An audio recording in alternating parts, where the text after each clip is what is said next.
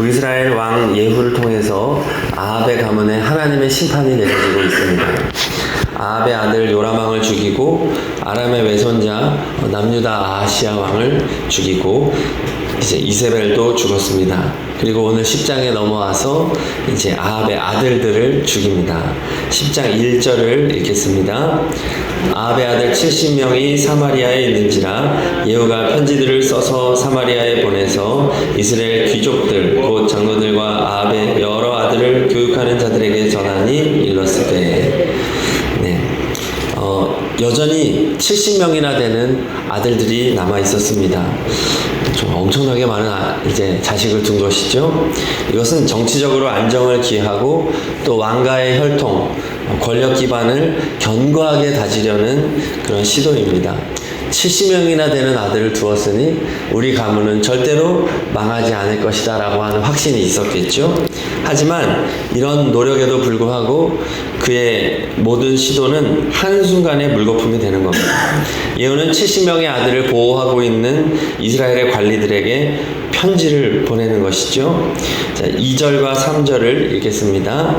너희 주의 아들들이 너희와 함께 있고 또 병거와 말과 견고한 성과 무기가 너희에게 있으니 이 편지가 너희에게 이르거든 너희 주의 아들들 중에서 가장 어질고 정직한 자를 택하여 그의 아버지의 왕좌에 두고 너희 주의 집을 위하여 싸우라 하였더라.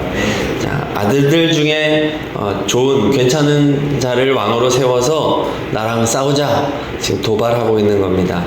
그러나 이미 두려움에 쌓여져 있는 이 관리들은 싸움을 포기하죠. 4절 읽습니다.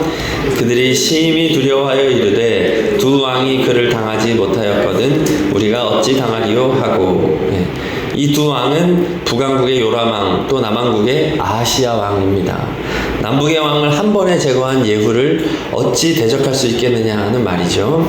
그래서 예후는 다시 편지를 보내서 70명의 목을 베어 가져오라고 하고 이제 이들은 그대로 따릅니다. 7절에 보니까 편지가 그들에게 이름에 그들이 왕자 70명을 붙잡아 죽이고 그들의 머리를 광주리에 담아 이스라엘 예후에게로 보내니라 말합니다. 허무하게 한순간에 다 죽임을 당하게 되는 것이죠. 아합의 자식들이 다 멸절된 겁니다.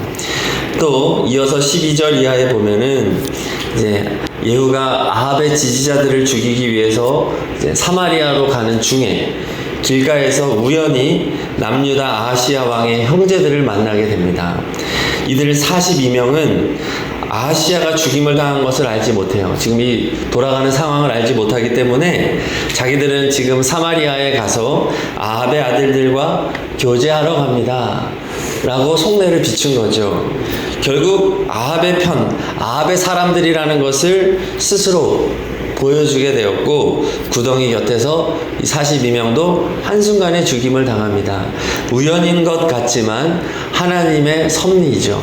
하나님께서 아합에 속한 자까지 아합의 지지자들까지 다 멸한 거예요.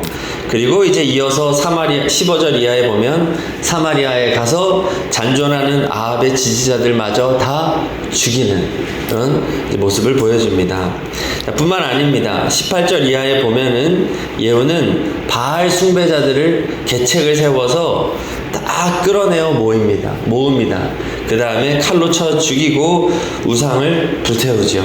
28절을 읽겠습니다. 28절 예후가 이와 같이 이스라엘 중에서 바알을 멸하였으나 예후는 하나님의 심판의 대리인으로서 9장과 10장에서 완벽하게 이 임무를 완수합니다. 아합의 집, 아합의 지지자들, 아합에 속한 자들 다 죽입니다. 자, 하나님 칭찬하시죠. 30절 읽겠습니다. 30절 여호와께서 예후에게 이르시되 내가 나 보기에 정직한 일을 행하되 잘 행하여 내 마음에 있는 대로 아합 집에 다 행하였은즉 내 자손이 이스라엘 왕위를 이어 4대를 지내리라 하시니라. 아멘. 자, 하나님이 아주 칭찬하면서 지금 북이스라엘은 왕 가문이 계속 바뀌잖아요. 남유다는 다윗의 혈통이지만 북이스라엘은 계속해서 반역이 일어나는 상황인데 하나님이 4대까지는 내가 책임져 주겠다.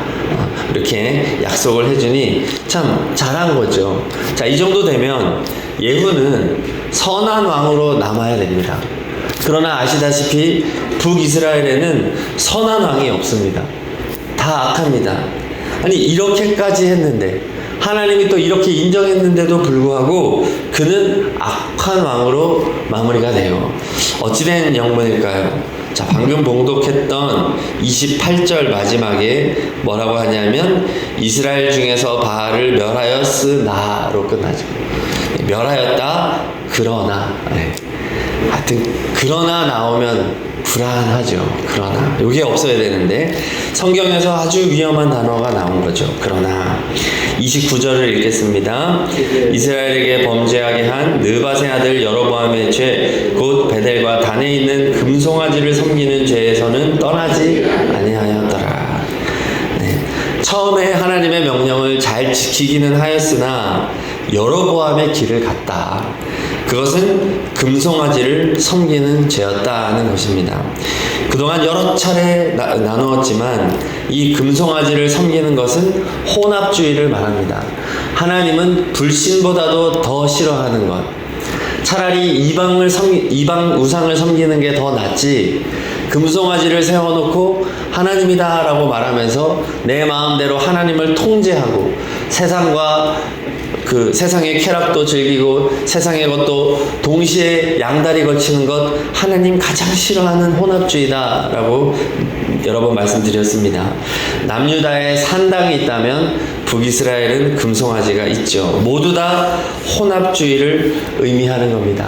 하나님도 사랑하고 세상도 사랑하고 돈도 사랑하고 권력도 사랑하고 인간의 편의대로 인간의 마음대로 하나님을 조정하려고 하는 자세, 지금 예후가 그리하였다는 것입니다.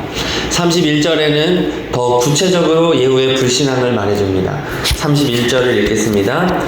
그러나 예후가 전심으로 이스라엘 하나님 여호와의 율법을 지켜 행하지 아니하며 여로보암이 이스라엘에게 범하게 한 그 죄에서 떠나지 아니하였더라. 아멘. 왜 예후는 이렇게 하나님의 도구로 쓰임받고서도 불신앙의 길, 악한 왕의 길을 갔는가? 전심으로 이스라엘 하나님 여호와의 율법을 지켜 행하지 아니하며, 바로 이것이죠. 예후에게 가장 큰 문제는 율법에 대한 자세입니다. 하나님의 말씀에 대한 자세가 너무나도 나빴다는 거죠. 아합의 집을 멸절하는 과정에서 하나님의 말씀에 대한 순종으로 한 것 같지만 사실 온전하지 못했다. 네. 어떻게 보면 그런 자기는 의롭고 저기는 악하고 어떤 이런 구도로 생각했을지 모르겠습니다. 그러니 저 악한 아합의 가문을 내가 끌어버리고 다 죽여버리겠다. 뭔가 자기의 의를 내세우면서 인간적인 노력과 교만이 들어갔었던 것으로 우리는 추측할 수 있어요. 왜냐하면 하나님의 말씀이 그의 안에 온전히 자리 잡지 못했기 때문이죠. 하나님의 말씀이 그에게 가득해서 겸손하게 이 일을, 9장과 10장의 일을 행했어야 하는데 그랬지 못했다. 하나님의 말씀의 부재, 이것이 얼마나 큰 결말로 나아가게 하는지를 우리에게 보여주는 겁니다. 오늘 말씀은 우리에게 정말 큰 경고를 주는 것이죠. 아무리 하나님의 도구가 되어서 큰 일, 위대한 일을 한다고 할지라도, 눈에 보이는 많은 업적을 남긴다 할지라도 하나님의 말씀으로부터 멀어진다면 끝내는 불신앙으로 가게 되고 패망하게 된다는 사실입니다. 하나님의 말씀이 얼마나 중요한지 말씀하여 주는 거죠. 악을 쓸어버렸습니다. 그런 왕이에요. 악을 쓸어버렸지만 가장 큰 문제는 나의 밖에 있는 악만 쓸어내린 거죠. 제일 중요한 것은 어디이겠습니까? 내 마음의 악인 것입니다. 내 마음에 하나님의 말씀을 두어야 이 말씀이 내 마음을 깨끗이 청소해 주는데, 그 말씀을 내 안에 두지 않고 밖에만 적용한 거죠. 저 사람만 악하고 나는 의로운 거예요. 이러니 교만하게 나아간 것이죠. 하나님의 말씀을 나에게 적용하지 못하니까 그 속이 텅텅 비어져 버리게 됐고 그 공허한 마음, 그 헛헛한 마음을 채우기 위해서 결국 예후가 찾은 것은 금송아지였다는 거예요.